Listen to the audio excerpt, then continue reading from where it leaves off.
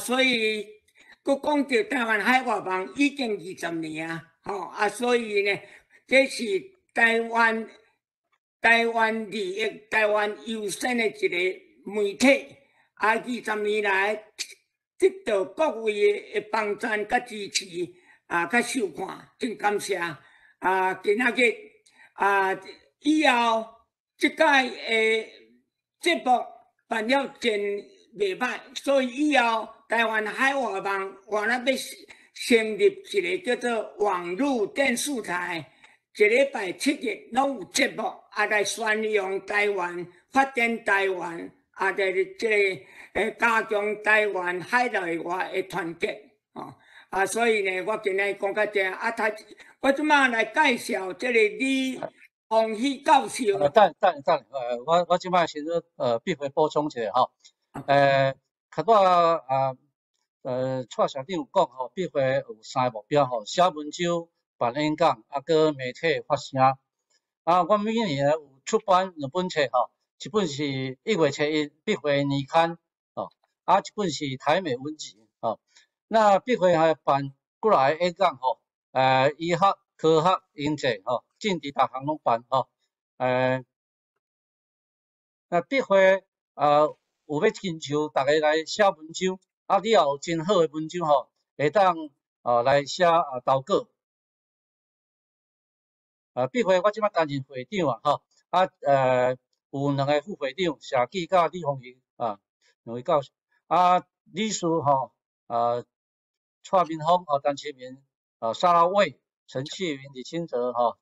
邱景义、陈孟松甲黄清业，即摆研究会员拢总超过130个人。必须是国税局认可的非营利机构捐款会当扣税。你若参加必须永远研究会员欢迎交会费300块必须有 email address。我即摆先介绍今仔日的第一个演讲者李鸿禧教授。李鸿禧教授伊是台南人，毕业伫台南一中甲台大历史系1975年呢，伊伫耶鲁大学历史系呢摕到博士学位。伊是纽约市立大学甲研究院退休的教授。伊是国际知名研究这中国教育史的学者。伊捌伫台大、高大、清华大学担任客座教授，并常写这个关于台湾文化甲史实的迄个文字。伊的思想坦克网络杂志甲台大好友月刊发表。伊也真做侪道伫台积电的文教基金会呢演讲。近代的西方思想史好来，咱即摆请蔡社长介绍我。今仔日咱请2位国际级的大教授，咱所在，咱台湾人真拍拼过去为要逃避这个白色恐怖，所以台湾的父母拢鼓舞因优秀的子弟来美国留学。所以呢，有一开咱台湾的留学生伫美国的留学生占第1名，第2名就是印度所以台湾的留学生伫工程公司、伫这个大学、伫这所有的高端的行业，拢有咱台湾人才的发挥所以咱台湾人伫美国做教授真济。所以呢，这点得到咱骄傲。今仔日咱特别来介绍杰出的施永强教授，伊就是高雄人，伊成功大学电机系、纽约州立大学这个硕士这个美国这个常春藤的普渡大学的博士即马担任这个 NJIT 纽约市的理工大学。伫咧做电机甲人工智慧甲这个数信实验室的主任已经研究35年伊是理准的主任研究所的所长，全校教授升级的一个评审委员会主席、博士委员会主席所以呢，会使讲伊是博士级的博士。所以呢，咱大家真欢迎、真荣幸，今仔日咧会当用伊的专长，属于电机工程、生物医疗工程、甲信息技术各方面，伊就是伊的专长。尤其是伊即马接受到美国的政府、台湾政府的特别的邀请，来注重 AI 的发展。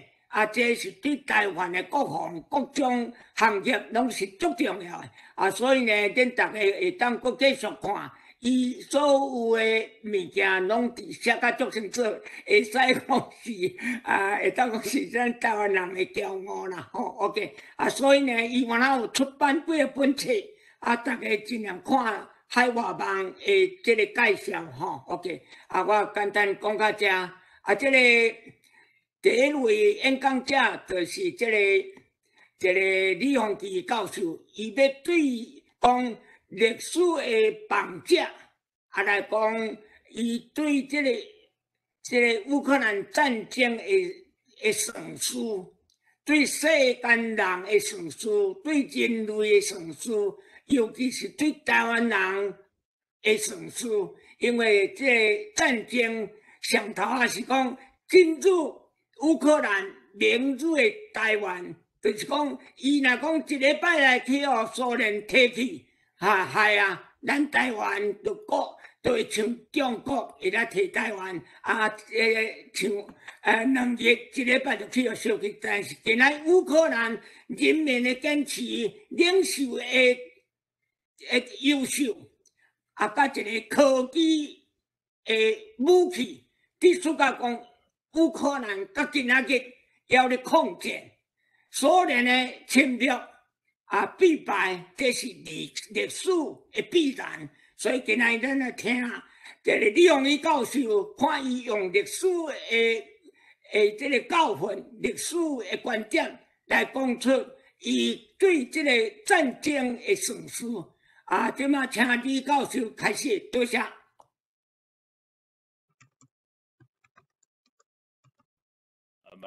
好，多谢吼。嘿，这个真多谢，我唔知是安怎，这个我的 PowerPoint 无讲足尔清楚。恁会看会到袂？迄字真清楚，真清楚，真明。请你讲。好，多谢。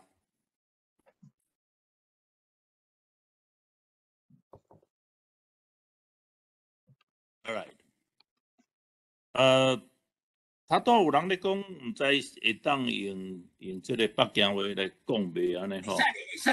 自由选择。好，好无我尽量用这个北京话吼，我想对所有关心的人拢有好处啦吼。这个中文里头有一个市战之地吼，这个我想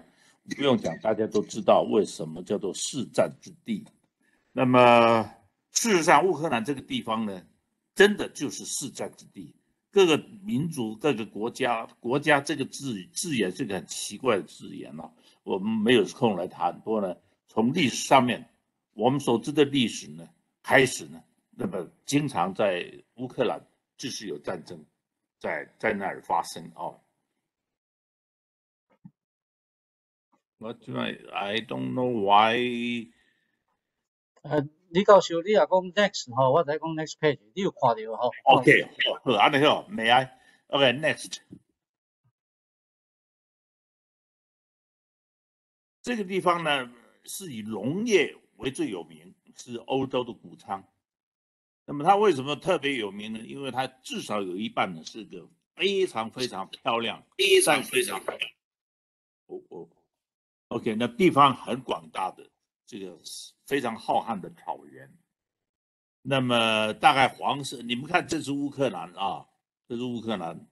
那么大概草原这个草原呢是黄色的部分，包括对不起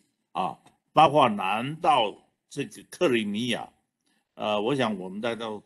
都记得克里米亚这个非常有名的地方，我记得我的中学教科书里头就讲到南丁格尔。那南丁格尔呢，它就是在英法跟这个俄国呢为了这个还有土耳其哈，为了争夺这个克里米亚呢，发生了战争。在那个时候呢，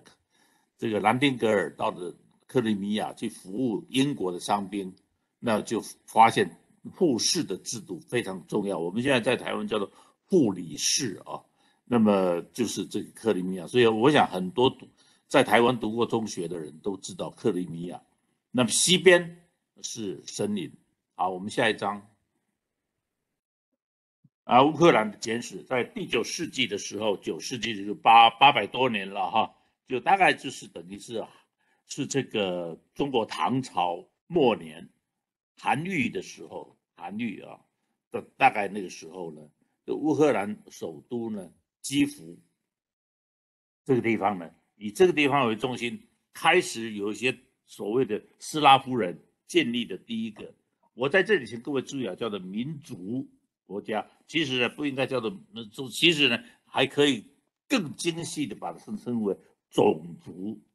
的国家这样子哈。那么国家是一个很广义的定义，在这个他们称为基辅的罗斯，那它曾经一度十分的强盛，一直到12世纪内部产生了分裂。那么从第14世纪中叶开始呢，乌克兰这个地方呢就被了金帐汗国等一下稍微解释一下什么叫金帐汗国然后波兰王国在它的西北边，然后立陶宛大公国各位现在看立陶宛这个地方小小的，在那个时候他们是一个很强大的国家，然后先后统治了乌克兰。所以它这个历史就是这样子，不断地受到外族的侵略，然后不断地受到不同的外族的侵略，然后呢控制它。那么后来到了1700到1721年当中的所谓大北方战争，我就不进去讲这个详细了，就是说那时候有一场大战争，以后呢，这个乌克兰就被其他的势力所瓜分。那么我们后来就详细讲，再进一步更清楚地讲一下有哪些外国的势力啊，外国其实我也不太喜欢用国这个字哦，我就外部的势力来把它瓜分。第19世纪的时候呢，乌克兰大部分就被了俄罗斯帝国，那个俄罗斯呢，他都要有人讲罗西亚，这是日本的翻译汉字呢就是露西亚。咱即摆当人老辈哦，老辈拢可能要来讲罗西亚。像我几年前去演讲讲罗西亚，讲了人直直咧问我什么叫做罗西亚？俄罗斯啦吼。你好，台湾人用北京的话来发音的，就是俄罗斯吼。俄罗斯的帝国，咱拢知影俄罗斯上出名的帝国就是彼得大帝嘛，是吧？然后呢？这个俄罗斯帝国呢统治了乌克兰，那么乌克兰也不是全部是他的，其余的部分呢，让这个奥匈帝国来这瓜分掉了。我这是加油嘛，你就爱直接 control， 这加 mute， 我这是 mute 哈。这样哈 ，start video。迄无，迄是迄个伫 room 内面的，你来讲。来下一张哈。好，继续。来，但是请下一张图片好不好？好 ，OK。那么刚刚讲了嘛，这个基辅这基辅这个字，现在我们一天到晚都知道，在过去英文它叫做 KIEV， 那么现在呢就尊重他们的这个拼音的拼法了，现在叫 Kiev。那么这个罗斯基辅罗斯最强大的时候是在1054到1132，大概中国的宋朝到这个南宋初那个时候非常强大，当时候是欧洲最强大的国家。从现在开始，你会常常看到都是战斗厮杀的这个图片，他们历史就充满了这一类的这个形象。好，下一张你看这一张就是非常典型的这个乌克兰地方的历史啊，他们这里他们就建他在这个乌克兰的上面啊，这块应该叫做褐色了啊，这个是乌克兰，然后各国都来在这里，这个要来统治或者是来控制这个乌克兰。那他们是一个宗教情操非常浓厚的地方，主要是这个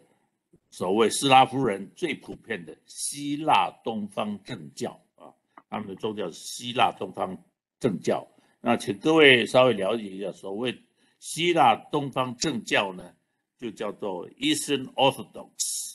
的教会。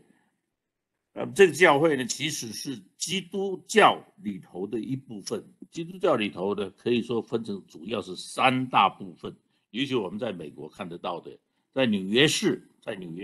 也有很多这个希腊正教的教堂啊，叫做 Eastern Orthodox 或者是 Greek， 他们叫做 Greek Church， 因为它是主要集中，它主要的这个发源地呢是在这个希腊地方。那么另外一个呢叫做天主教，就 Catholic Church， 那么这个不用我介绍了，大家都知道，就是 Catholic Church。然后另外有一个呢，就是所谓的我们叫做 Protestant Christianity， 就是我们通常称之为所谓新教了，或者是中国人啊，就在台湾呢，我们常常说基督教的时候呢，是指的这种新教。这是第三种，这3个是主要潮流。那么 Eastern Orthodox 的主要是在斯拉夫人或者希腊人他们这个地区啊，最为流行。那么乌克兰最大的宗教也是这个 Eastern Orthodox。下一章。好，那么乌克兰刚刚我已经指出来了，东边呢主要是这个草原。东边主要是草原，那西边呢，主要是，当然也不是说不是草原了，不过就是比较属于森林地区了。这个树木长得高一点，那么也比较接近寒带，但是不是非常寒带哈。这个长的这种，所以我们说植被啊，就比较跟东边的这个一望无际的草原呢是比较不一样。那么第13世纪开始，基辅的Kiev 就被立陶宛大公国所控制。这刚刚讲了。不久以后呢，波兰也来分一杯羹。波兰与立陶宛呢，自称他们是一种 Respublika。那么这个就是我们常常在讲的说 Republic。那么 Republic， 那么照说应该是民主国家。那么事实上，这2个凑合在一起，不太相同，文化上面有点不太相同，生活方式有点不太相同啊。各位如果曾经到过了这波兰，然后也到过这个立陶宛的话呢，我想你们可以感觉到他们是不太相同的，是一种联盟。那么他们呢统治了这个乌克兰地区，基辅这个地方从此呢，它不再是一个独立自主的国家了，是被人家统治了。很多波兰人移民到乌克兰，因为乌克兰草原地区农业比较发达，在这些日子里头呢，那么乌克兰呢，当然这个是比乌克兰比较富裕。那乌克兰呢，反而征服他们，然后他们呢就搬到这个乌克兰去。那么波兰呢，在1569年正式，他把这个立陶宛踢开了，然后他们正式统治的乌克兰。影响之下，乌克兰的贵族逐渐转而信奉天主教啊。各位知道啊，波兰是一个天主教很大很重要的国家，波兰啊。那么乌克兰是希腊正教嘛，那么现在乌克兰的贵族就开始信奉天主教。那一般的老百姓呢，就转而依附在东边跟北边这里呢有新起的民族，这民族叫做哥萨克。那我相信各位都听过哥萨克的民族，那想起来就是他们是怎么骑马的啦，那么征战四方呢，然后是非常不得了的这个就是所谓的战士们。那么这后者，这个哥萨克人呢，就来保护他们东正教的信仰。这是17世纪左右的这个情况。从这一段早期的历史呢，可以看到2个特点。第一个，土广人稀啊，土广人稀。那当然在这些日子里头，在这些草原的地区，那的确可以想象是土广人稀。然后呢，他们经常的不断的结盟来征服其他的地方啊，这是当时候的普遍的经验。今天要打一场仗不是那么容易的，可是在这些日子，这些人骑马到处征服呢，也没有什么国际法，也没有什么经济制度啊，什么这个 SWIFT 或者是什么这个啊国际的禁运 embargo 什么这都谈不到嘛，反正你去把你打倒了，我就统治你。所以呢，他们就经常这些不同的种族啊，我不用讲，我不用民族啊，而是用种族不同的人，那么他们呢经常结盟，然后自称呢他们是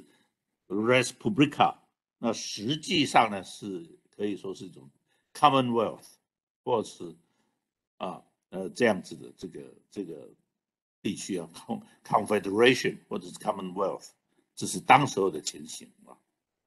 好，下一章。你看，在立陶宛跟波兰他们强大的时候呢，它那个地方广大到这样子的地步，南从这个几乎是克里米亚的地区，这整个的，我用这科室在这里这样看，你们可能看不到啊，大概看不到，对不起，反正看不到哈呀，这个。好，那么不管它，你们东南角就是现在乌克兰，那么最北边那就是立陶宛，那么最西边这一带呢，就是这个波兰，然后他们还把现在的 Belarus， 就是我们说的这个他们这个白俄罗斯，还有一部分的今天的俄罗斯，这些全部都是他们所统治的。可是立陶宛跟波兰他们之间不是一个国家，是2个国家结合起来，那目的就是为了征战。但是哥萨克人来了以后呢，就跟这个波兰人呢就不断斗争了。那乌克兰人这是苦不堪言啊！因为乌克兰有一部分人已经跟波兰人认同了，那么跟他们结合了，信天主教了。然后这个哥萨克人来呢，他们就说好，他们是拥护这个东正教。那么这个情况呢，就使得乌克兰人苦不堪言啊！1648年以后呢，哥萨克人打败了波兰人啊。好，那他怎么打败波兰人呢？他的人口也不是那么多，那么他的力量当然大，可是独立打倒波兰也并不容易。原来呢，他们是跟俄罗斯人结合在一起，那跟他们结盟，那就引进了俄罗斯人。这就开始了俄罗斯化，哈。那么今天呢，哥萨克人口呢，大概还有350万到500万人。那这哥萨克的人口呢，也是分布到这个整个波兰哈，然后一部分的俄国，然后还甚至于过到了这个里海啊，这个里海的东边。我如果讲里海，也许各位有印象了。那么到处都有他们，虽然人口不多，那他们是烧杀掳掠，这是对他们来说是家常便饭啊。那么到处这个扩张，势力相当大，就是17世纪中叶以后啊。好，下一章啊，哥萨克人的这个平原，这是一个大草原啊，我们在台湾很难想象。这种地方这就是哥萨克的草原。那么讲到哥萨克人那么他们有一个很有名的作家，这个作家呢，这个名字呢太复杂，我就不讲了。不过呢，他是20世纪的人，20世纪他写了一本书，叫做《Quiet Flows the Don》，Don 是顿河，那么安静的顿河，顿河是在今天这个乌克兰东边啊，东边以东，乌克兰东边已经是草原了，然后再往东一点点，那就是是现在的这个俄罗斯的地方。那这地方呢，这条河呢，对于这个作家来说是一件非常非常重要的，他们心所向往的这个故乡，他们的原乡啊。那么这本书呢，安静的顿河，各位如果有兴趣呢，拿这本书，也当然有中文翻译是这样很有意思的。它基本上面是一个反对战争的这个作品。但即便是这样，你看下面也都是这些骑兵们，对不起，骑兵们在那里，这是哥萨克人非常重要的这个形象这本小说在台湾大概并不是很有名，因为它是在这个苏维埃共和国时代就苏联的时代呢写出来的。那么所以呢，它在政治上面来说呢，可能并不是那么反共，虽然它是反战，但是呢，并不是那么反共所以在台湾大概并不太知道我这里用几秒钟简单讲一下，这个1958年，我父亲呢，从战后第一次回到了日本。他在战争未结束的时候，第二次世界大战的时候呢，家父是在这个日本留学。那么快在1943年呢，他就回到了这个台湾。那么之后呢，就要到1958年，15年后呢，才再有机会到日本去。那他跟我讲了，他说在日本的时候呢，他就再回到东京去到处看了，然后就是看了一场电影，这场电影叫做《安静的顿河》。安静的顿河，那他的时候那是俄国拍的电影，所以我特别会记得，因为在台湾不能想象说在台湾可以看到俄国的电影，而日本是个战败国，结果呢，日本人他们就可以在那里看到这个安静的顿河。那他的印象非常深刻那我的印象也因此就记忆犹新，知道说他在那里看到了安静的顿河。那当然了，看了以后是觉得拍得很好好，下一章，还有一个非常有趣的电影，它倒是跟这个乌克兰非常有关系，虽然乌克兰人并不特别关心它。这个电影叫做屋顶上的小提琴手。我相信在座各位你们都一定看过这个电影，甚至于他的百老汇的剧那我就记得我1969年到美国来读书，那么就是那一年的快12月吧。有一天我的 roommate， 他是从丹麦来的，结果他跟我讲说这样子，这个下个礼拜我跟另外一个也是从这南美洲来的啦。那么他们2个人呢就约我说，他们替我付钱，请我去看一场这个百老汇的这个演出。那么这百老汇的演出就是屋顶间的这 Fiddler on the Roof。我不知道各位知不知道这 Fiddler on the Roof 原来是什么意思？原来就是当时候呢，这个驻扎在今天基辅的这个东南边应该讲说西南边的一个小村落，这个小村落的犹太人的故事。各位，犹太人是到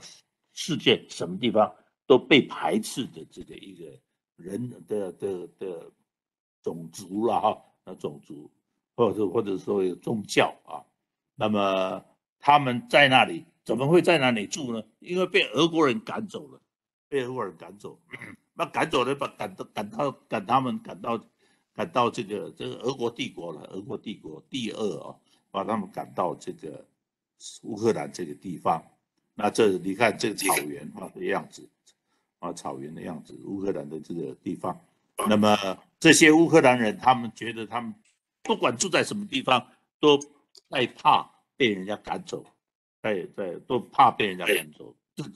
犹太人的宿命。那么，所以呢，他们说他们就好像是站在这个屋顶上面拉小提琴的种族。那么就是说你站在屋顶上面拉小提琴，那就是屋顶呢就会给垮掉哈。所以呢，屋顶上的小提琴手就是这个意思。人人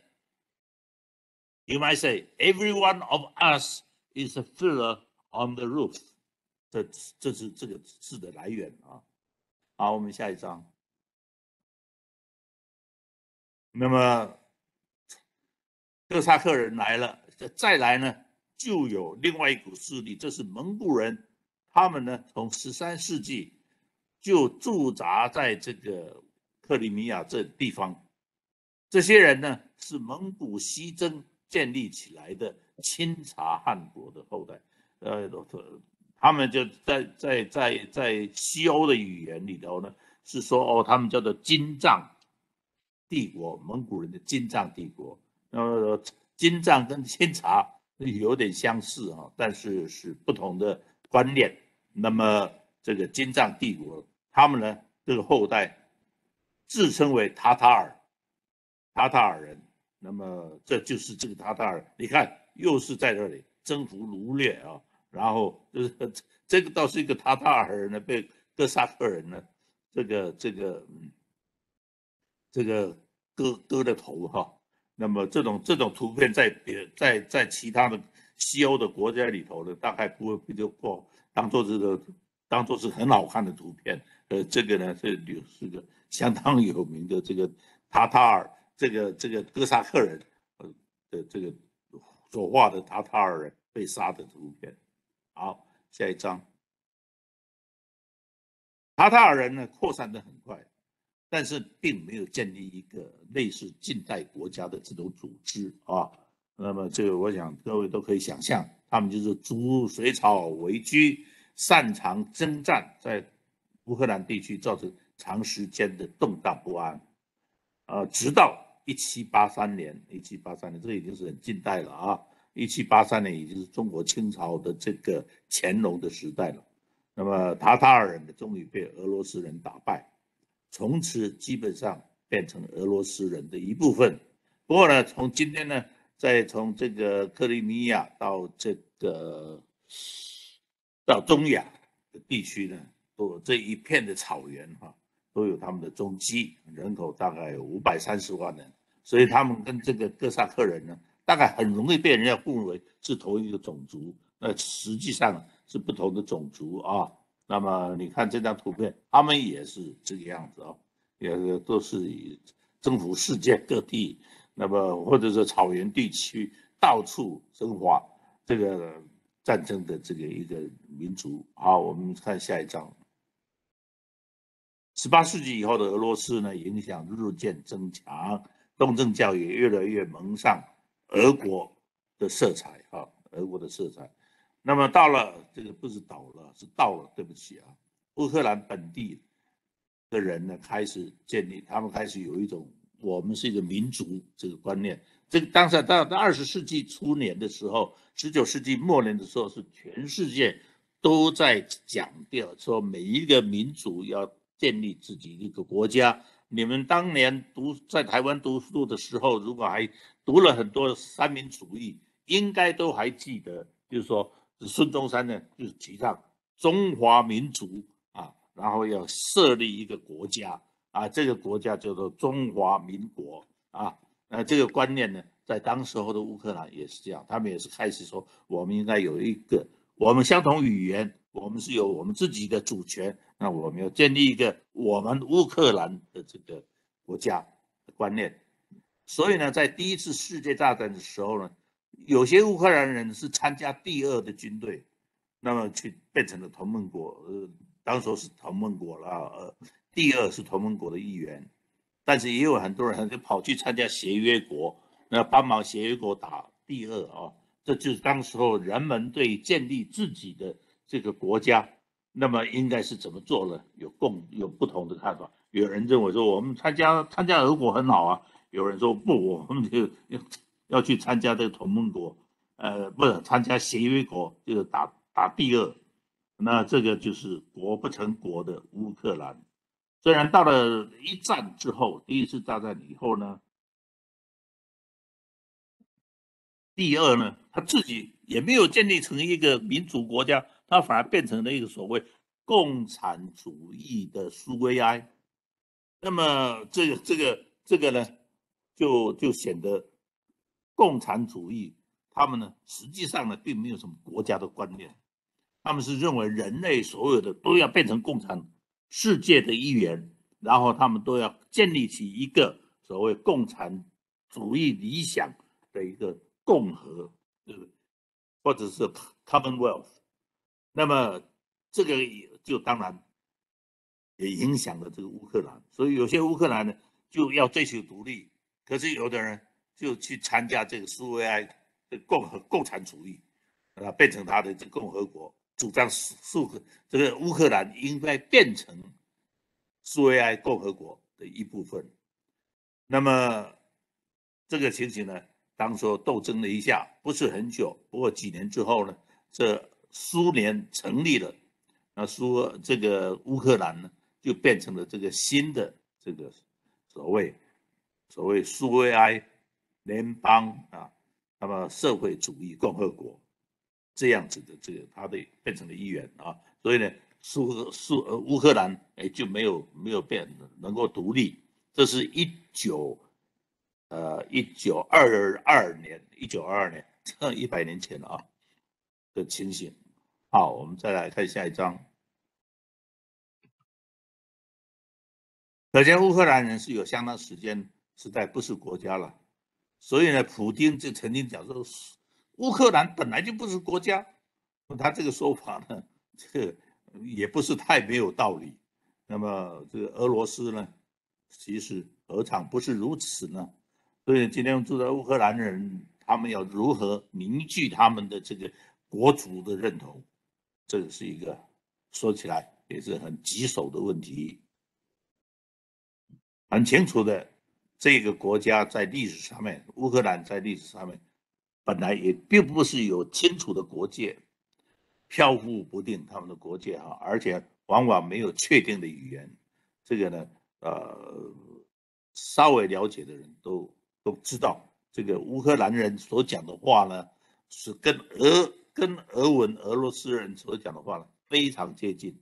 啊，并不是说完全不同啊。大概有60%是可以听得懂的，大约就好像呢讲台湾话的人呢，讲台语的人呢，跟那个讲潮州话的人呢，他们勉强讲起来的话，大概也有50-60%就可以交流。这就是这个乌克兰话跟这个俄罗斯话的这个不同的地方，或者是相同的地方。好，下一章。那么这个既然今天住在乌克兰这个国家的人们跟历史上的统治，他们的波兰人啊、立陶宛人啊、哥萨克人啊、塔塔尔人啊不相同，那么他们如何来说他们是一个国家呢？他们有他自己的文化呢？这个是一个很大的问题。坦白说，除非你了解草原文明的生存端赖不断的征服和被征服，以及不断的联合其他的种族来实现统治或扩张的目的，这就是他们的这个历史的常态。那这个历史因此经常看见联合在一起我们现在和利益相同，就结合成一个战斗团体，去把那个跟我们利益不同的人征服打倒。那这个变成了他们这个政治形态的政治这个统治的一个常态。那么用很有名的历史学家 McNeil 呢，他就称这个叫做 Confederation， 意思就是联盟。联盟是他们的这个政治形态的这个最重要的这个方式有联盟你就壮大，那不断透过联盟来保护自己的族人免于被掠夺而变成一无所有的命运。好，下一章。李教授，你还有10分钟的时间，谢谢。哦，很好哈，我一直在看手表，谢谢。哎，对我还有7分钟呢。好，那么你如果看到这个没有时间详细去看，就是它这个领土呢不断地在改变，漂浮不定啊，是这样讲。好，下一张。随时不断更动的疆域，随时变化的国族的认同，或者是国家的认同啊，国籍的认同。今天可能用这个身份证，明天用那个身份证，这个是很平常的事情。下一章。好，我现在就不讲这个它的语言的特色了，刚刚已经简单讲过了。那么这个语言呢，跟宗教呢，是使他们跟这个俄罗斯不同的地方。可是呢，下一章好不好？哎，那么他们宗教呢，这个所谓东正教呢，乌克兰人的东正教，他们自己的组织呢，跟这个俄罗斯人的东正教，他们自己的组织呢，各有不同。虽然呢，差别是很小了，那么顶多只是这个祈祷文了哈，祷告文的所用的这个 alphabets 啊不同。这样，除了这以外呢，这差别很小，而且呢，重要的是交易上面实在没有太大的不同。这是他们宗教跟语言，特别是放在的俄国跟乌克兰的这个相同相异上面来说呢，真的实在是很小。好，下一章。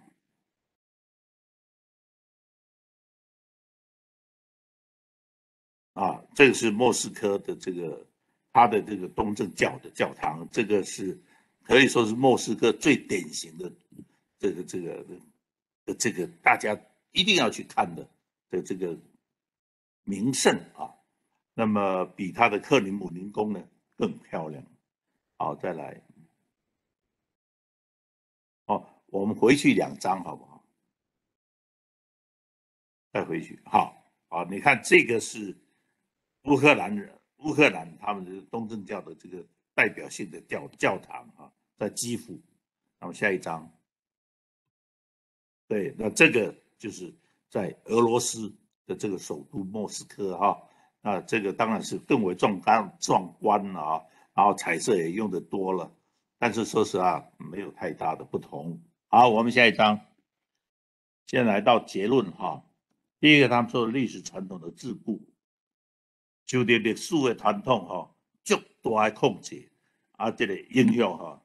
斯拉夫人的国家和文化的特色呢，受到草原文化极大的影响。国家呢是依赖这些种族联盟的保障 （Confederation） 啊。事实上可以说，苏维埃制度啊，他们就不喜欢民主国家，他们就说我们现在共产主义了，这个是对不对？要放弃国家制度，来建立一个世界的共同的共产主义理想所经营的这个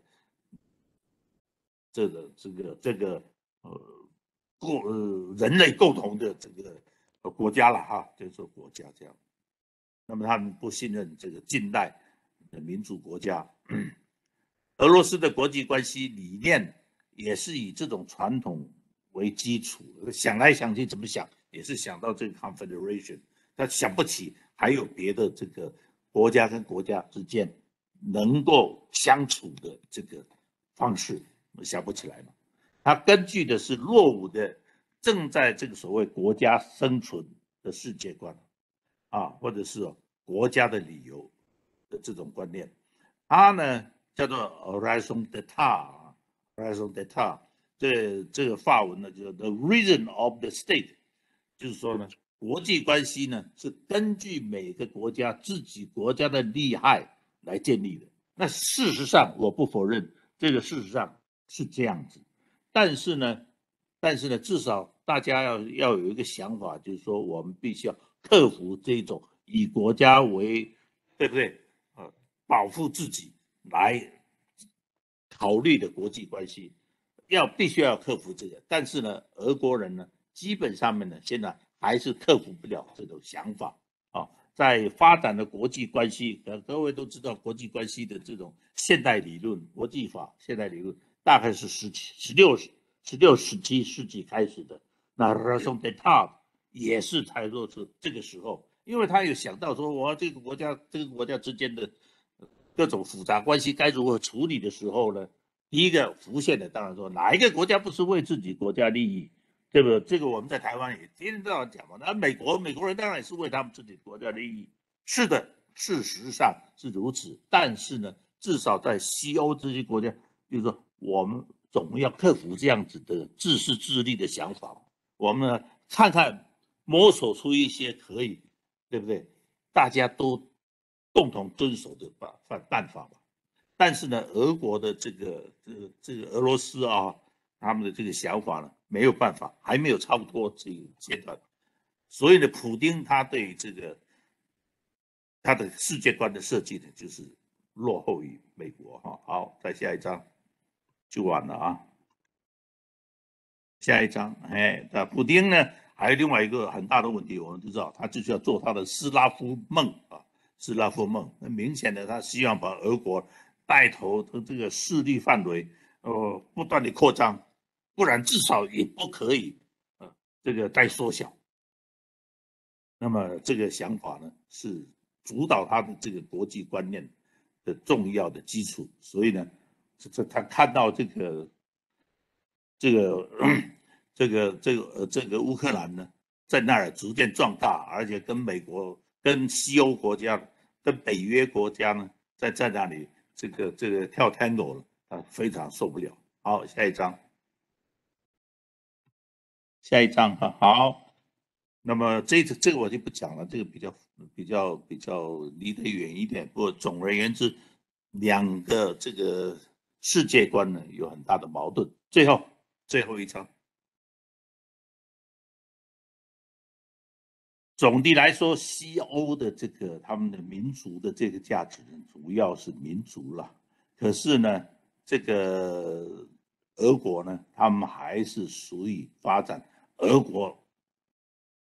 人的文化要在世界上面呢扮演它 unique 它独特的角色，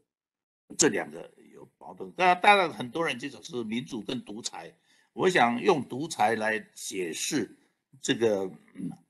普丁呢还不够，他最主要是他相信他们有个他的这个独特的文化，这个文化呢必须要在世界上面占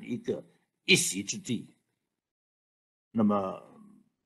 这个呢，也是我想对他的这个历史使命的解释呢，是一个比较合适的解释。好，安尼好，多谢啦，歹势，要用这个短的时间吼啊，讲了无清楚。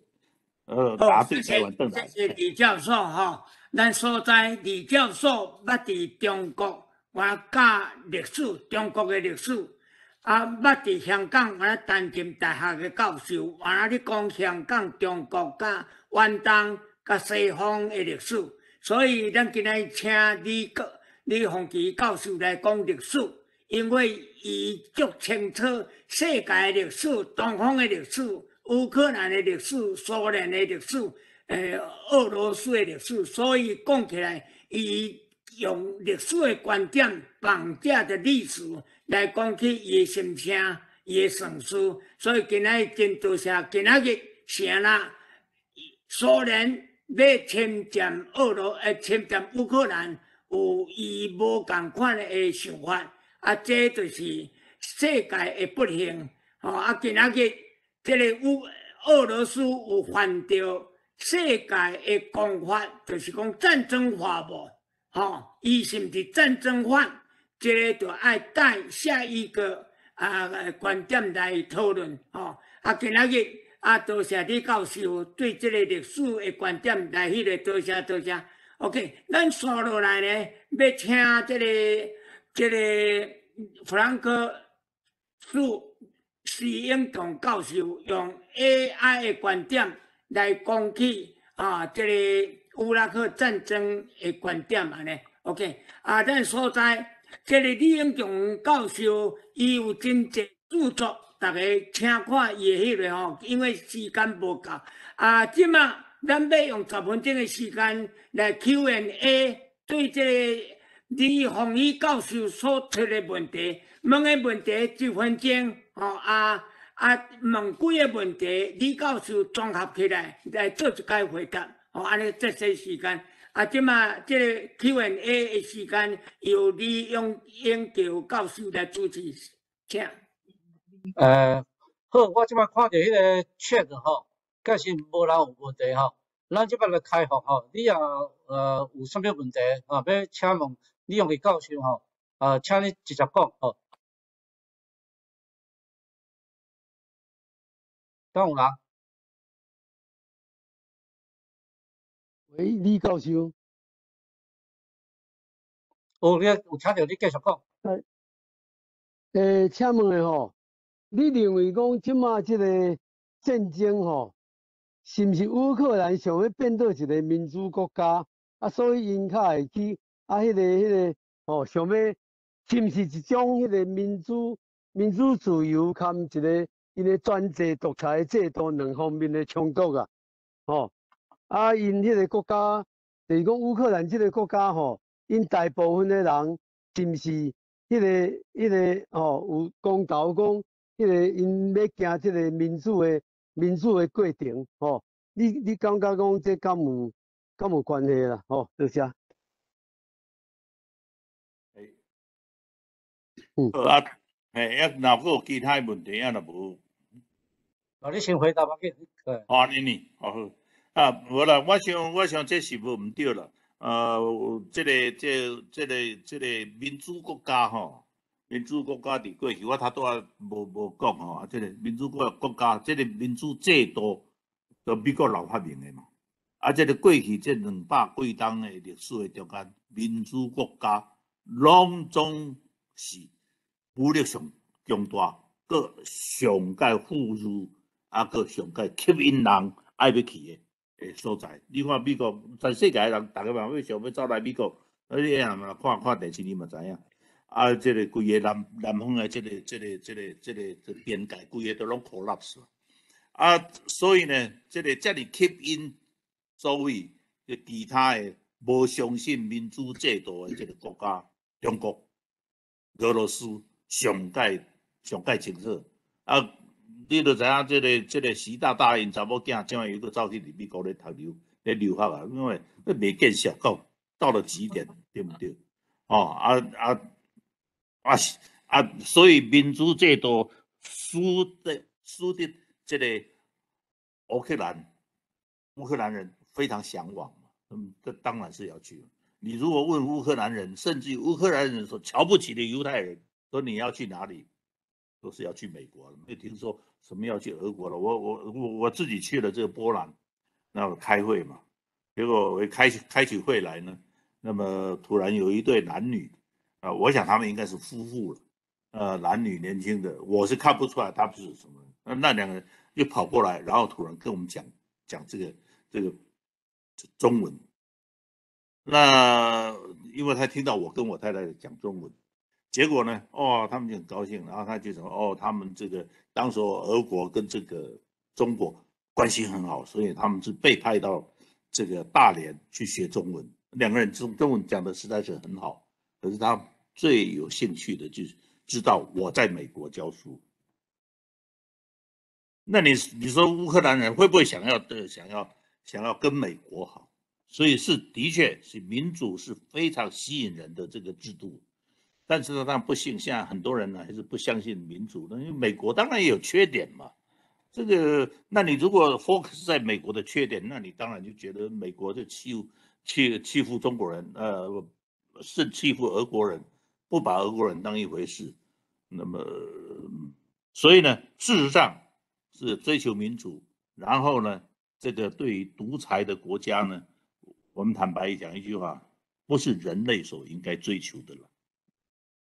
就是这样子。好，有这个问题。我刚刚听到这个发问的人跟回答的人我觉得最重要一个重点，我人在纽约，我在曼哈顿认识很多乌克兰人，在 East Village 那个 church 那边。那这一次的战争呢，很多人就跑回去参加战争，还有人把太太送来纽约以后呢，马上买飞机票又跑回去乌克兰。所以这个主要的重点呢，不是在这个地方，就是乌克兰人他们愿意打仗，他们愿意维护自己国家，他们愿意牺牲，他们愿意这样去做，他们不会投降。我所认识的人，他们讲说我们没有投降的，绝对打到底，为了国家的独立，这个是重点。我亲眼看到了。OK， 我只是强调，就是说，刚刚教授讲说，乌克兰人向往到美国去 ，Yes or no？ 真正的那个根还是在乌克兰。乌克兰有事的时候，在美国的乌克兰愿意回去打。那我们台湾要学的就是这一点。好，谢谢。现在时间10点咱现在开始第2场的演讲由我来讲感谢李教授感谢大家多谢。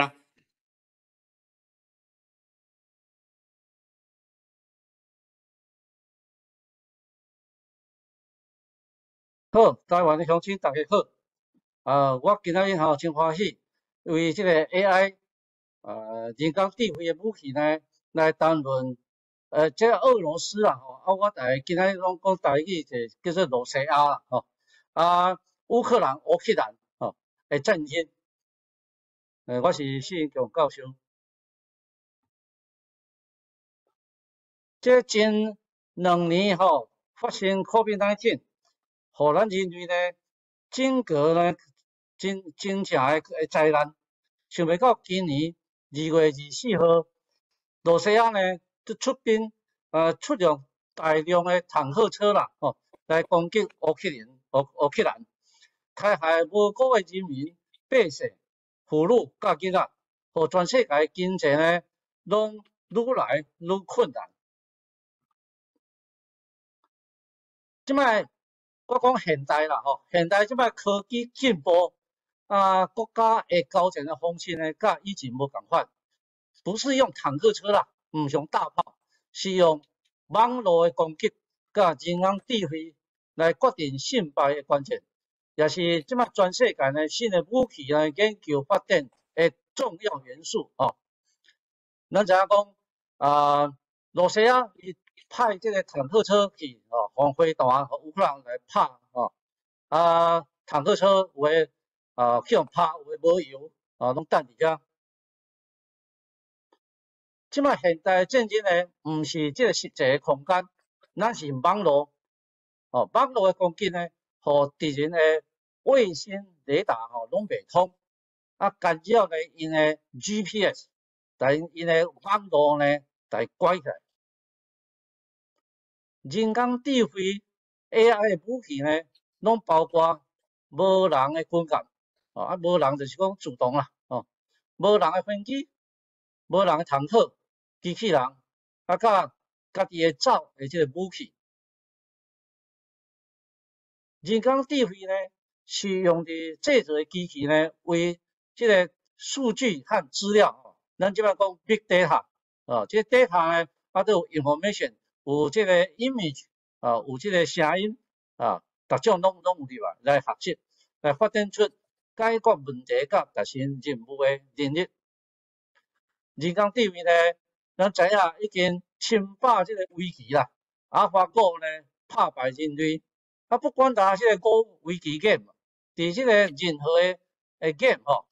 chess 这 AI 拢是赢人类。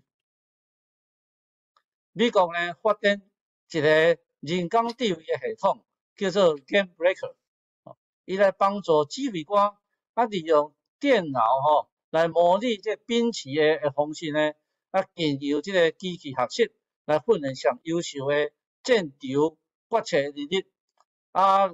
伫任何的情形呢，互指挥官来选择上好的战术。咱即摆简单介绍一个人工智慧的起源伫1943年，有2位教授，一位是 neurophysiologist 神经物理学家Warren McCulloch，伊是咱牛这是出世的哦，伫 Orange 啊。啊，另外一个数学家 Walter Pitt， 因两个伫1943年呢发表一篇论文吼 ，A Logical Calculus of Ideas Immanent of Nerve Activity。这个是第一篇的论文呢，提出用数学的模式呢来运算来思考，用这个来模仿人的脑神经。后来有1956年，有一个教授 John Bakassi， 伊办一个 Dartmouth Conference 伫 Dartmouth 这个 conference 呢，伊提出人工智慧这个名词，intelligence 呢为拉丁文来演变出来，就是讲咱收集这个资料、组织资料，来选择、来了解、来感受这个资料。AI 的研究范围真宽啦，为迄个电脑视觉computer vision、模式识别 pattern recognition、自然语言处理 natural language processing、专家系统 expert system、资料采掘data mining、机器人 robotics、电脑游戏 computer games、智慧型代理人 intelligent agent、基因演算法 genetic algorithm、模糊理论 fuzzy logic、类神经网络 neural networks， 到这 machine learning 机器学习，拢是人工智慧的研究范围。咱简单介绍最近上流行叫做 deep learning 深度学习啦，伊基本上就是讲一大堆的计算函数的集合，就是咱看下底这张图咱上倒手边是这个 input layer。上正手边呢是 output layer， 所以呢，咱为 input layer 呢，放一大堆资料，内底有 layer 1、layer 2、layer L， 这叫做 hidden layer， 这个隐藏在这个 input 跟 output 内底deep 呢，深度就是讲，伊有愈侪 hidden layer， 就是愈 deep， 愈有深度每一个医看呢。拢是来模拟咱人的脑神经，伊内底拢有 connection， 有看到无？这个线拢逐位拢连做伙，线啦内底拢有迄个 weight， 拢有迄个数值，数值呢伊会改变，所以呢头开始咱来放一大堆数字，整个这个网络呢会出一个结论出来，来为遮呢来训练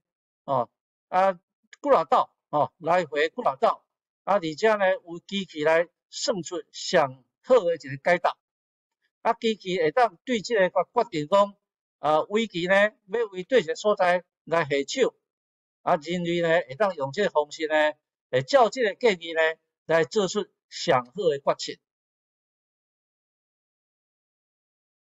咱看这个图这个图呢有经来放去这个。左边这个 F 的代表方选啦，放起来这个方选内底呢，来放入去下底有 CNN Convolution Neural Network， 都有正手边有 RNN Recurrent Neural Networks， 经过这个网络呢，安尼一直训练，就会当甲这张图呢来认捌，来解说讲 The man at bat is ready to swing at the pitch， 讲这个棒球。打击手呢，都准备要打击所以咱就是用这个input 训练过来到互电脑呢自动来认捌这个图，咱想训练这电脑，咱像人同款AI 的发展AI 是阮 computer science 这个 field 的 contribution 会当互机器甲人类同款有这个思考逻辑。甲行为的模式，发展的过程呢，包括是学习，这学习就是讲爱读遮侪册啦，所以机器呢爱大量的读这个data information， 来判断呢，什么时阵用什么资料，再来感知来推理，来自我校正，而且来操纵甲移动物品。AI 的发展field 呢加快有包括 speech recognition 语音识别，语音识别就是人的这耳朵啊，嘴巴啦，音啦，电脑视觉 computer vision 的人的目睭，甲专业系统 expert system 那像人的头脑共款。AI 武器呢，就是将人工智慧应用伫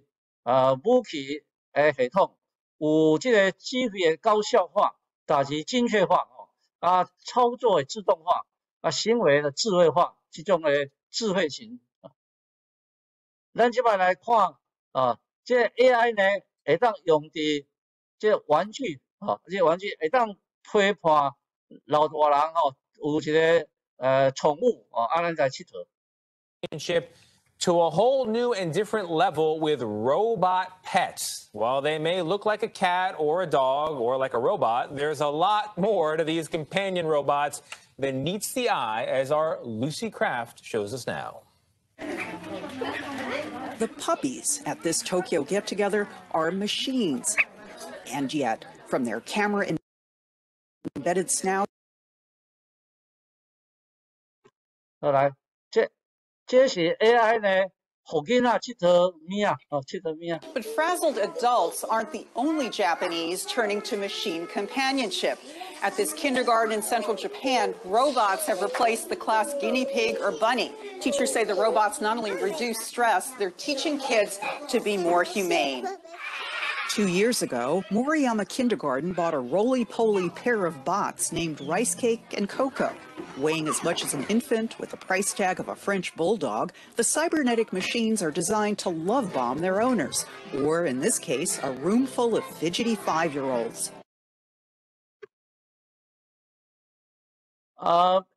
这个 AI 呢，会当呢做咱人精的啦你爱足水的美女也有啦足水的查甫帅哥也有啦Pleasure dolls have been around since they were first advertised in magazines in 1968. But these were always lacking in animation and that sense of realism. Up until recently, pleasure robots were mainly just fleshed out blow-up dolls with more realistic appearances. For example, in 1997, roboticist Matt McCullen constructed silicon mannequins that he dubbed real dolls, and claimed were realistic, posable, and life-sized. However, there was widespread criticism about the biological accuracy of his dolls, and the lack of animation. It's only in recent years that the development of the AI pleasure robot has really gone into full swing. As of 2018, several models are being constructed, with AI technology that will allow them to hold stimulating and balanced conversations, remember important data, and simulate various emotions. 这 AI Einstein 这就是讲咱若想要上过去已经过身历史人物呢是做有名的人你想要甲伊讲话沟通你会当用 AI 的方法甲伊沟通。Time travel exists. The theory of relativity shows that space and time are intrinsically linked, and yet technology has not allowed us to go back in time to meet, interact with, and speak with historical figures. Until now. Hello, I am Digital Albert Einstein, an AI-powered companion you can speak to at any time. I can test your knowledge with my daily quiz, teach you about my life, or answer any science questions you have. You can find me at digitalhumans.com. So, what would you like to talk about?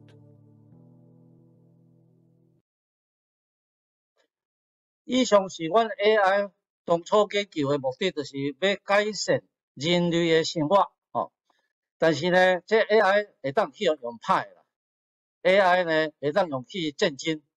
人类第一场的战争伫2021年，以色列甲巴勒斯坦的战争。巴勒斯坦呢向以色列呢发射4000多个迄个火箭拢互以色列用 AI 来拦截这个火箭，而且用 AI 发动这个飞弹来攻击。以色列出动无人机蜂群来攻击哈马斯。以色列呢，伊空袭这加沙走廊的时阵呢，利用无人机蜂群来定位、来辨识，而且来攻击哈马斯的武装分子。以色列的 AI 系统呢，会当指挥无人飞机几分钟内底呢，伫这个复杂的所在呢，确定敌方的位来指示目标、执行目标呢，和指挥所呢来评估目标，来打击选定的目标。以色列呢所用的指挥控制系统叫做 C4I 啦，这 C 呢有4个 C 这是 Command 指挥 ，Control 控制 ，Communication 通讯 ，Computer 电脑，然后 I 是 Intelligence 用 AI 的方法，然后来做这个 Surveillance 跟 Reconnaissance，Surveillance 就是监视Reconnaissance 就是侦查来做，所以这个包括人神经中枢那像这个指挥系统手甲脚控制，神经网络呢通讯大脑呢就是 computer， 耳仔目睭呢就是迄个 surveillance 来监视来侦查。情报系统呢有包括光学、电子、红外侦查、侦察飞机、侦察卫星甲雷达。那以色列呢，伊就建立一个人工智慧的平台，将这个加沙地区所有的恐怖组织呢的资料全部拢收集起来分析，来提供这个情报。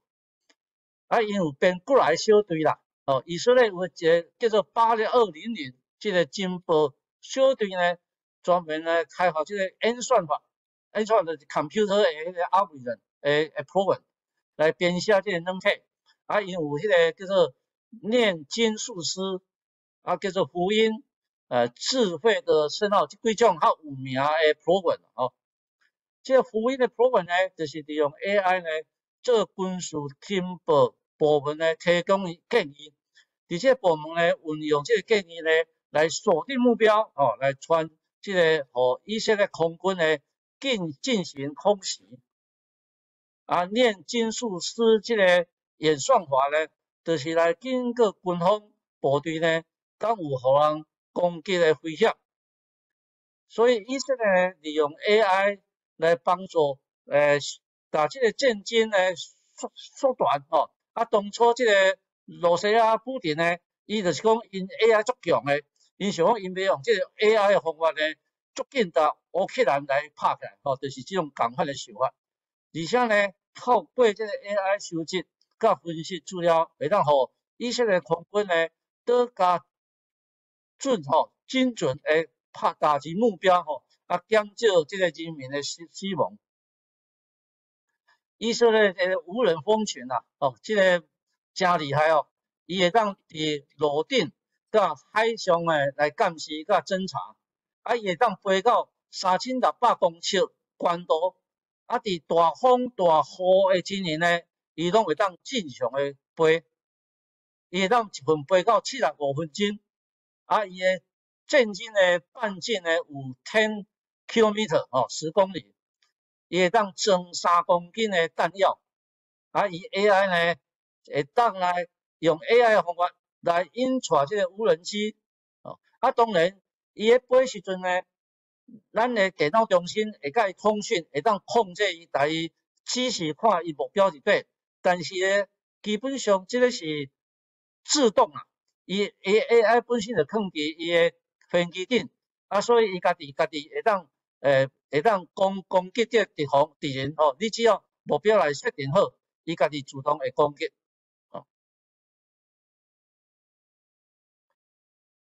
以色列呢，伊几多年来收集的卫星资料呢，有一个小队专门在收集这卫星的资料，这叫9900号伊会当收集这地理情报，会当自动检测地形的变化，啊，伫这军方的作战过程呢，伊会当检测这火箭的发射的位，啊，然后呢，来组动起来，来组动起来。这个9900这个小队呢，卫星图像呢，捌测出这足趣味的因这敌人一般伊讲你袂拍百姓嘛，啊，所以伊拢伫这个学校，啊是这个医生的诊所的边啊地下室因当伫遐起因的指挥中心啦，结果呢，去互以色列收集起来，以色列呢，伊用因的飞弹呢，足正确的把迄个军方的指挥中心来拍掉，但是呢，无伤到这个学生囡仔学校无伤到，也无伤到这个病院所以你看这 AI 的技术遮厉害。这个是以色列无人机公司叫 Percepto， 伊甲美国伫波士顿呢，咱有一间 Dynamics 这公司呢，伊有一只机器狗 Spark 因两个合作呢，发展的这种无人机器狗以色列高科技公司伫2019年，伊摕到83亿的美金以色列以 AI 足够的AI 来做公司已经超过有350间，美国是上济啦，中国第二个来自以色列。2020年呢，全国100个AI 初创公司startup 的AI 公司呢，以色列有6间，以色列有6间公司。这个我相信这个影片可能有的人有看过啦。这是 Boston Dynamics 伊来电伊的机器人大家看者。Boston Dynamics has announced a shift to a more aggressive development strategy. The company's CEO told press recently that he planned to commercialize the business, enter new markets, and release new robots every 3 to 5 years. Boston Dynamics projects include logistics, robotization of various industries, and the support of utility companies. But for now, the company is focused on sales of the robot Spot and the start of the sales of the robot Stretch, the first deliveries of which will begin next year. 即摆咱来讲，现在的罗西亚甲乌克兰的战争，这是人类第2场的 AI 战争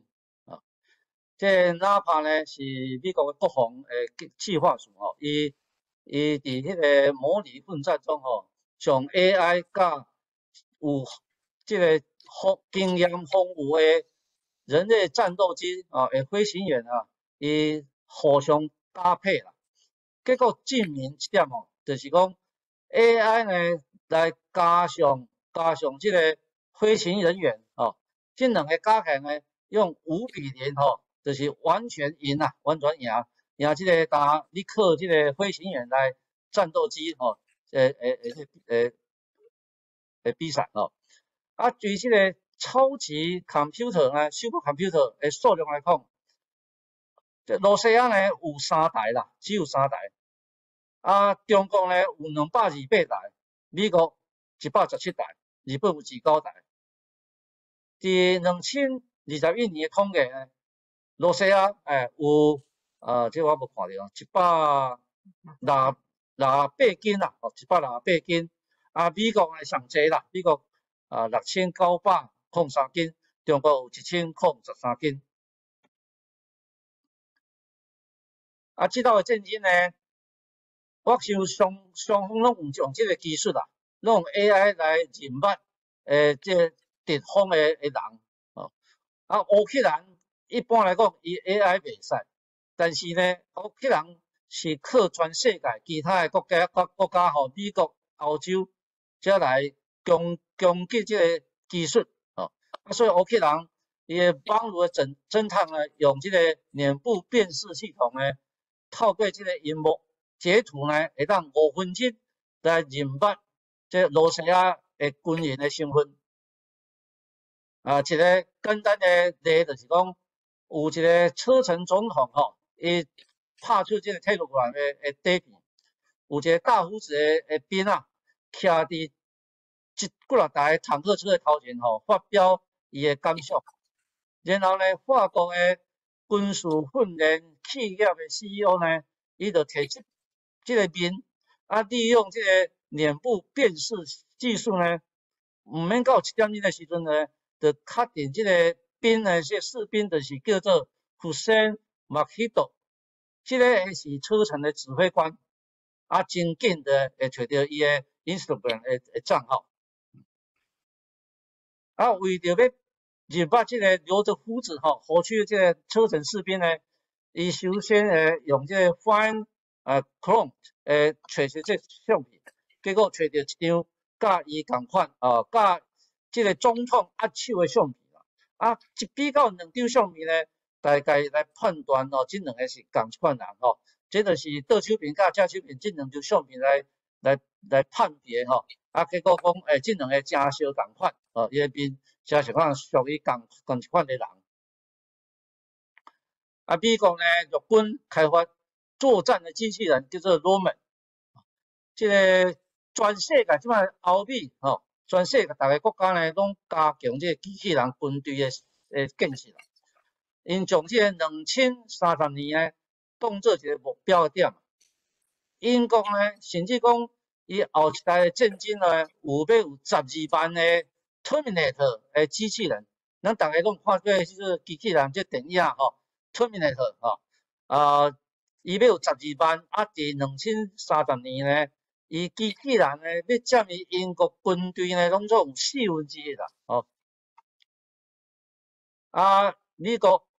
研究的机器人战车，希望讲会当配合这个陆军来作战。美国呢，成功来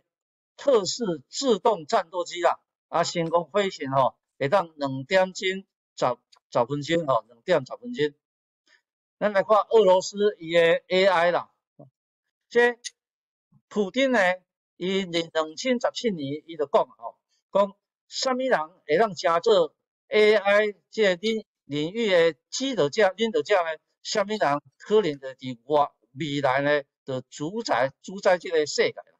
啦。伊提出10点要安怎来发展AI。这台湾我想伊台湾的发展 AI 的政策啦这互大家参考一下伊第一点就是讲form an AI and big data consortium to combine leading national effort in AI implementation 第二点呢，就是讲要加强努力呢来建立一个基金for analytical algorithm and program to provide expertise on automatic system 自动化。第三呢，就是讲要 create a state system for AI training education。伊感觉讲这训练教育呢，嘛是足重要你若看这个罗西亚因本身因的 AI 技术因真牛因的脸部识别系统伫这全世界比赛摕第一名因也相当强。第四点呢 ，establishing AI lab at the ERA OK。第五点呢，伊要建立一个国家的中心AI 的中心来发展这个 project 第六点AI develop。第7点呢，第8点、第9点要 discuss AI proposal， 要用伫这个军事的会议。第10点呢，因逐年拢要办 AI conference。2021年呢，美国海军分析中心伊向国防部提交这个报告，讲罗西亚伫这个战术 AI 呢的进步呢，比本来较紧罗西亚伫这个军事战争呢，伊有这个战场上的资讯优势伊专门发展的 AI 这罗西亚军事呢，伊伫 AI 的应用呢。逐项方面拢有啦指挥啦，加训练后勤罗西亚呢，伊目前做个真实甲这模拟试验拢有在做伊的研究。罗西亚因的军队呢，有专套的 AI 的武器有无人机啦、战斗机，而且伫水下吼海内下底呢，伊嘛是伊的机器人。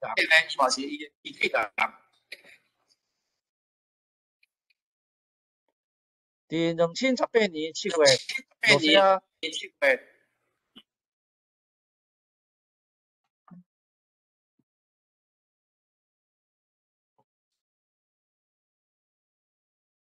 2018年吼，罗西亚无人机呢伫叙利亚，伊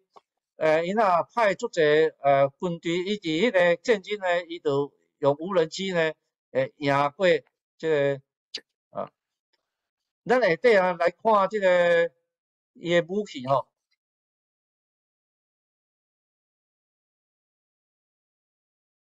这个是 Pantier S 的防空系统，你看这个骨力机，伊这会当拍这个飞弹，你有飞弹拍来，伊会当会拦截起来。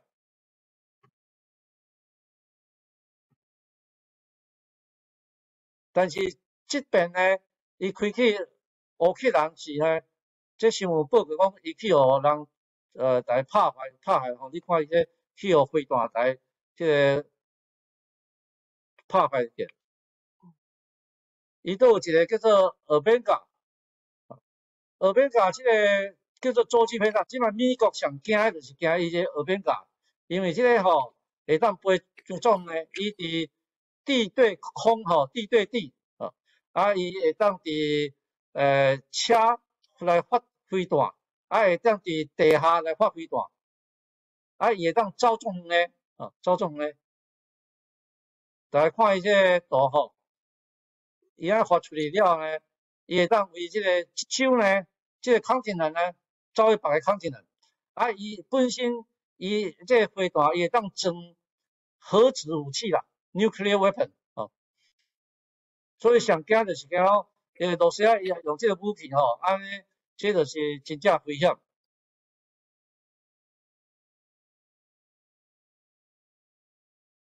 伊家己会当用伊的。AI system呢，家己选家己要走的这路吼，去攻击目标。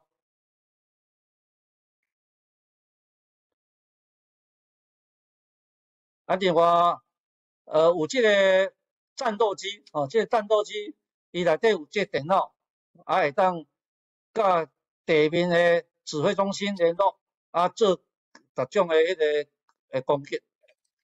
你看这个飞弹吼，这是放伫海内底啦。这个飞弹呢，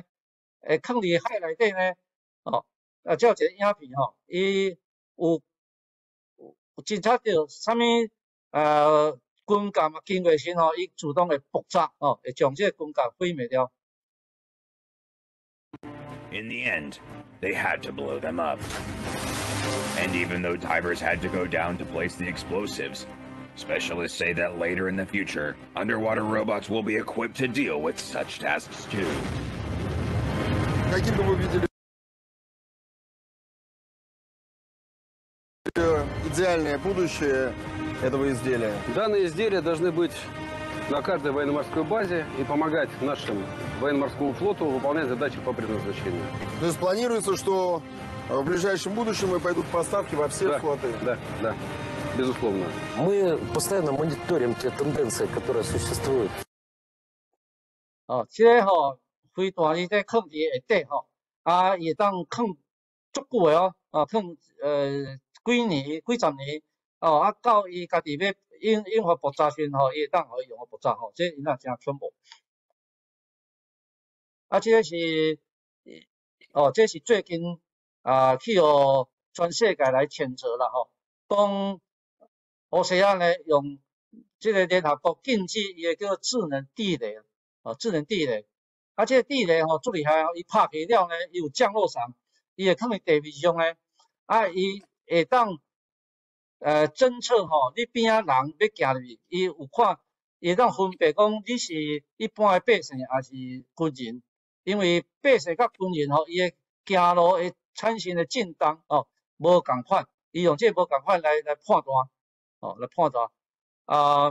伊甚至呢，伊也拄着讲有车辆要来时，较大的目标时吼，伊这飞弹会当弄到顶悬吼，1公尺到1.5公尺，吼，就是大概5 feet 啦，吼，会当到5 feet 遐悬吼，啊，然后爆炸吼，爆炸安尼。咱来看伊这叫做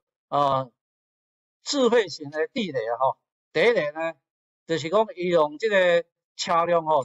拍那像看起来那像飞弹，但是伊这毋是去到遐会爆炸，哦，伊去到对方的地面呢，伊无爆炸，伊有降落伞，哦，啊，你看下底迄第2点，哦，伊就是安尼开开，啊，放伫这个地面上，哦，啊，然后呢，伊会直接有迄个 AI 会当感测讲，你有啥物人行来吼，啊有军员行来，还是有迄个军车行来，伊就将即个飞弹呢弄去到顶悬，吼，空中5树的顶悬，啊，互伊爆炸，吼，啊，这个杀伤力真强啊，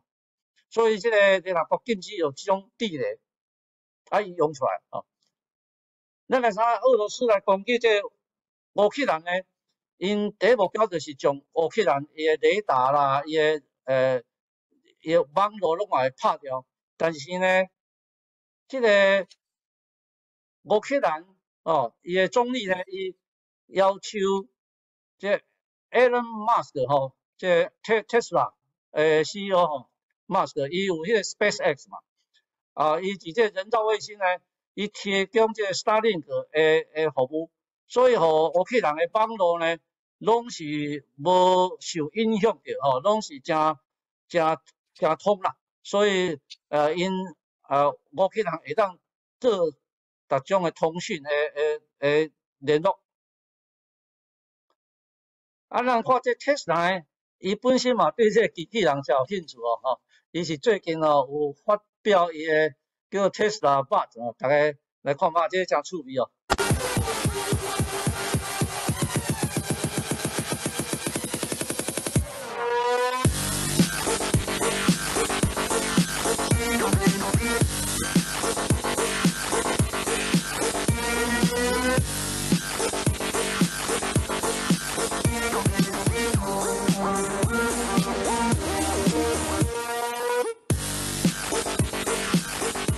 All right. Thank you.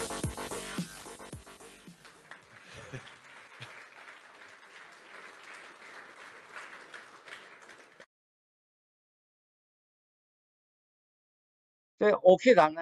伊虽然 AI 无遐强哦，但是伊这个有一个副总理，啊，伊都兼数位部长，伊这个人呢，会当利用 IT 的伊的专业的知识，所以呢，伊对外吼来要求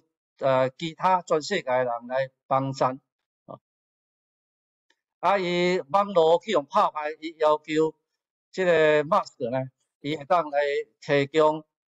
伊的 Starlink 伊的网络，所以因会当来做各方面的应用。啊，伊咧要求呢其他的Microsoft、Google、Meta 这规个公司呢来对这个罗西亚来切断吼，莫甲因做生意吼，伊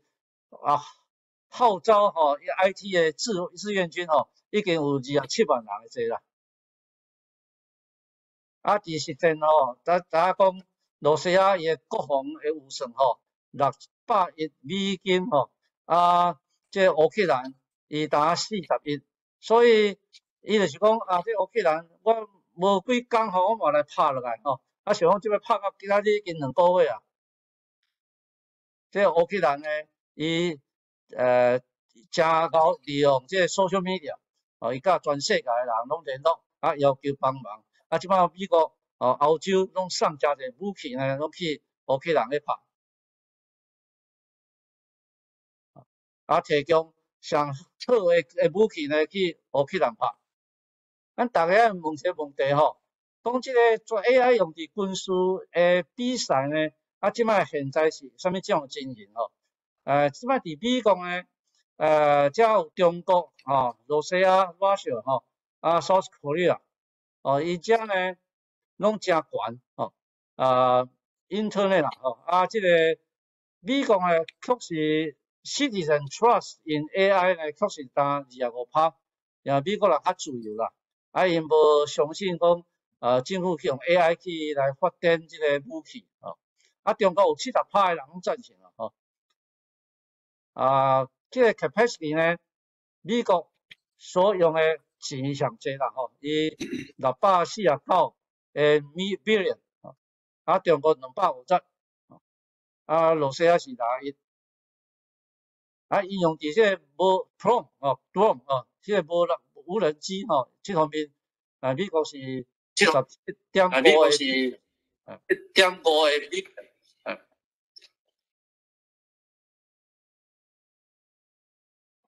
用即个 GDP 呢当然是美国上悬上济AI 的 company 呢美国上济啦所以即摆即个 AI 的发展也是因为美国呢人才济搁即个资源呢丰富，所以美国发展上进步即摆做一个结论叙述伫即个乌克兰呢伊即摆甲罗西亚比较伊是真弱啦，但是伫即个高科技即个进行呢甲即个网络的帮忙之下呢，即乌克兰呢伊今仔日拍出一场很漂亮的持久战伊要久长甲即罗西亚来做战争即场呢罗西亚甲乌克兰的战争世界人拢睇得到即个科技的产品呢甲服务呢已经是武器化另一方面互人感觉讲，你看即个 Musk 即道有进入即个进行搁其他企业电脑公司呢有伫即个进行来帮助，所以互人了解讲，咱本身呢做即个 AI 研究的人员呢应该有即个技能来帮助国家的安全来做一个贡献这是我今仔日的结论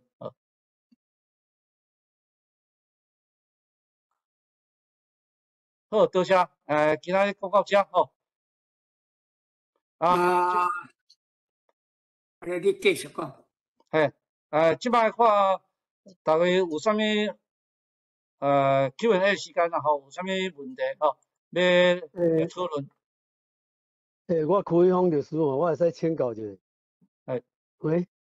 你讲。喂，有听有听。即摆咱咧讲 AI 是讲一个迄个人工智慧嘛智慧，所谓智慧就是讲会思考的叫做智慧啦。若袂思考的，敢叫做聪明安尼尔啦。有的人讲啥物这电脑就是那智脑，你叫伊安怎做，伊就安怎做。是毋是会思考人啦？我即摆就咧请教一个问题即摆 AI 的传播是毋是爱靠人造卫星啦、人造卫星啦？所以讲迄个2019年还是2018年川普有讲伊要成立太空军啦，太空军是毋是就是为着即个 AI 的迄款战争咧准备的啦普丁伊顶几日也有咧讲要打下马斯克的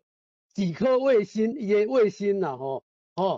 所以讲我感觉讲是毋是即个 AI 你要传播你会包含你的迄个啥物无人机啦什么，拢爱靠迄个卫星的迄个控制较会当啦虽然伊的迄个 AI 你讲伊的 AI 有发展了真好但是我毋知影因的迄个卫星的迄款咧用 AI 咧用卫星因的迄个发展的程度是安那啦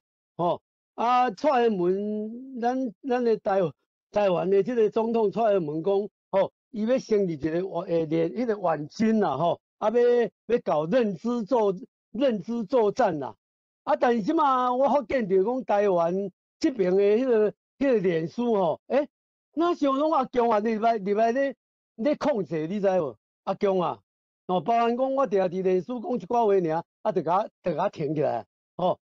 就是讲咱阿强即马咧控制咱的脸书伊就是透过迄个啥迄个就是讲迄个网络的电缆咧甲你控制啦咱是毋是台湾会当用即款物件来甲反制啦？哦，因为我发现着讲，台湾即摆认知作战，哪想叫阿强啊，含遐统派人，哪想你甲咱控制迄款，哦，啊，咱是毋是请教的吼？这个 AI 将来迄个作战吼，是毋是会使透过迄个卫星网站吼，把中国的这个网络控制吼，把它打破啦，来破破，哦，啊，看会当迄个卖讲咱认知作战，啊，含迄个咱的网络作战，怎啊叫阿强啊拍输去，啊，将来若假使讲咱迄个若假使讲阿强也要拍台湾，咱是毋是有哪会靠美国的这个迄个卫星吼，迄个网络作战，安尼较会当拍赢中国，会安尼啦吼。就是讲，咱台湾讲到咱的迄个台积电是护国神山嘛，吼，伊敢会当讲，发展咱的太空作战 AI 的太空作战，吼，袂当讲只有咱替美国咧加工尔，吼，这点是毋是咧请教你迄个请教徐博士，给阮一个指点一下我们的迷津，哦，好，谢谢。好，感谢邱一峰老师哈，疑问哈，这个 AI 是人工智慧啦哈，啊你也讲嘛，这 AI 是电脑，那同嘛人是电脑共款吼，AI 是咱互伊有智慧吼，啊伊是用这个语文呢，你人互这语文吼，啊伊家己会当产生伊家己的迄个规则出来，哦，你若是讲你袂讲电脑这个 AI 的围棋是安怎赢这个世界冠军，吼，真是世界冠军，全世界上复杂的几率吼，就是围棋啦。你若捌行过围棋，你就知影吼，这变化时代吼足大的。你用简单的一款语文呢，你无法度来描写吼，所以这个 AI 进步到用这个神经网络呢，会当有家己迄个思考出来吼。较早时啊，阮30-40年前，阮做这个 AI 做袂起来吼，就是因为讲无这个硬体啦，吼，因为迄阵的速度和电脑速度足慢的，足慢的。即摆呢有迄个硬体吼，这个台积电吼是硬体尔啦，伊也无法度做啥物软体 AI 专，这个 AI computer science 爱去教育学生囡仔，有这个写 program 的这个能力，所以来发展你家己这个演算法，你的思考，安怎用 program 来写，放伫这个硬体，咱美国嘛是足侪优秀的吼，人才伫遮吼 ，AMD 的 CEO Lisa Su 咱台湾人这个台湾之光苏春华这个咱理事长查某囝伊的亲戚 NVIDIA 这个环人权啦，伊嘛是迄个咱台湾人的主题这拢是搭硬体啦所以咱也有这个软体咱台湾发展呢，将这个硬体放起来，当然你也要做军事的其他用途呢，那绝对是无问题啦。绝对无问题。你讲这个 AI 呢，你也讲做军事，因为伊是自动，所以伊 communication 足重要的。所以我一开始就讲，现在全世界的战争就是网络战争啦。你若网络呢困来切掉呢，你就稳赢就对啦。所以呢，因即摆大家人要拍这个卫星去太空，就是讲你若我这雷达这 GPS 全部设备毁坏，但是我有这个为外太空的攻击这个信号来，安尼我就会当来做代志所以这足重要的。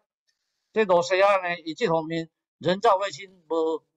美国的强所以伊就处理这方面你讲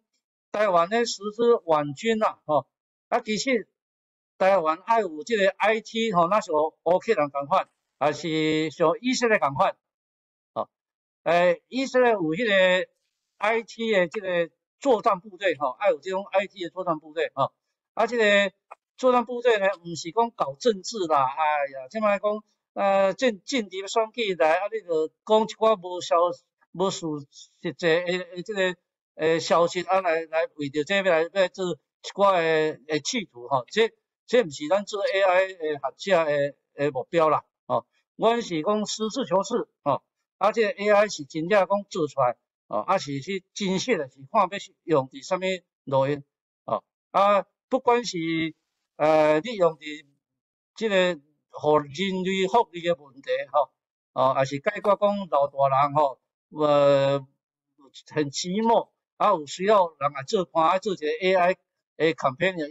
伊另一半若讲无伫啊爱做寂寞的，有需要人甲伊讲话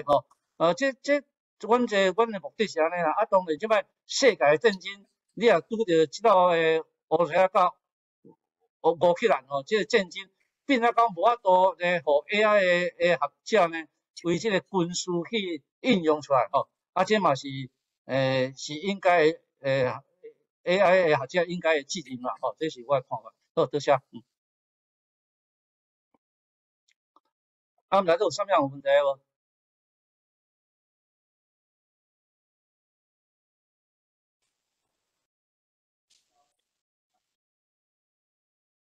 李教授，你讲。徐教授你好，我是呛真欢喜会当个听你进一步讲起这 AI 的知识。我最媒体咧看即摆苏联伫咧乌海只军舰爆炸，搁再沉落去。这两天，即个媒体有咧报道讲 ，Tesla 讲伊有迄个2000粒个咧低空离关岛550公里的所在，因为伊即个系统，比如讲地上的通讯系统，若是拢用炸掉的时阵，伊即个Starlink的 chain 2000几粒的即个小粒的迄个卫星，会当继续提供通讯。我的问题是讲，你认为讲伊即摆伊迄个2000粒迄个细粒的卫星，对即摆乌克兰的战功有帮助真大。假使讲，你的看法，我的想法是讲，是毋是伊即款呢？伊的目标是讲，最近几年来，伊都要放下12000粒。假使若安尼时阵，可能伊个精准更较准，攻击苏联的武器效率会更较好。照你的看法，是毋是讲美国即个 Tesla 个 Musk 若个发射较侪只细粒个低空的卫星，战争互苏联惊着，看是毋是战争会较早结束？这是我天真的想法，我毋知你的看法怎么款？好，多谢。即摆战争时代，莫用人拍人拍逐个安尼死亡一大堆，这实在无啥物意思啦。那像咱迄阵若讲要拍啥物样事情叫啥物草莓养鸡工你派一个啥物物件出去恁两去战争来看谁赢，就是谁赢就谁赢，人拢也莫损害这罗西亚这边安尼是来拍到互世界公分着。以后的战争就是拢是机器人啥物样机器人会发展较济就叫机器人去拍牌谁赢就赢输人也无死亡，安尼上介好这个大家要抢这个人造卫星当然大家国家拢有这个能力所以这以后呢，我想通讯啥物样合调当然是会赢啦但是我想讲应该袂讲差介济啦，应该袂差介济。以后这个通讯嘛当 local 的通讯无必要经过这个人造卫星嘛你若讲机器人，我 local 有这个信号有够安尼就会当来来执行任务啦安尼就有够用所以我看以后的战争赢输拢是这个机器人的发展，看啥物人较强就啥物人赢安尼